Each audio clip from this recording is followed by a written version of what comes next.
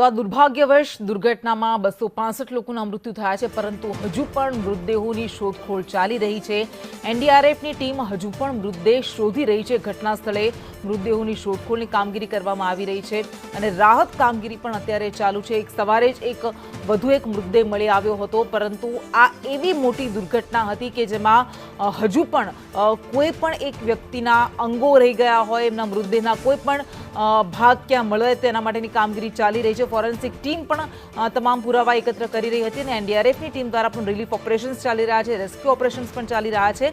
જોકે હવે આ ઘટના સ્થળે પહોંચીને તેઓ મૃતદેહની શોધખોળ પણ કરી રહ્યા છે। 265 લોકોના મોત નિપજ્યા હતા, પણ ઘણા બધા લોકો હજુ પણ એવા છે કે જે લાપતા છે, ગાયબ છે। દટાયા છે કે નહીં તેને લઈને રેસ્ક્યુ ઓપરેશન જે કરવામાં આવ્યું હતું, મૃતદેહો બહાર કાઢવામાં આવ્યા હતા।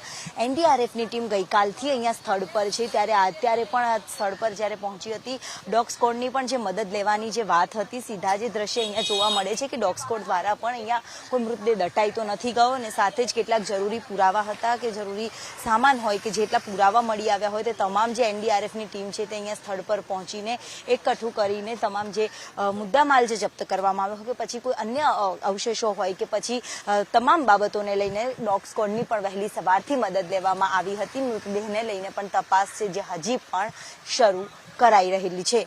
કેમેરામેન સંદીપ રાઠોડ સાથે દિવ્યા ચૌહાણ, સંદેશ ન્યૂઝ, અમદાવાદ।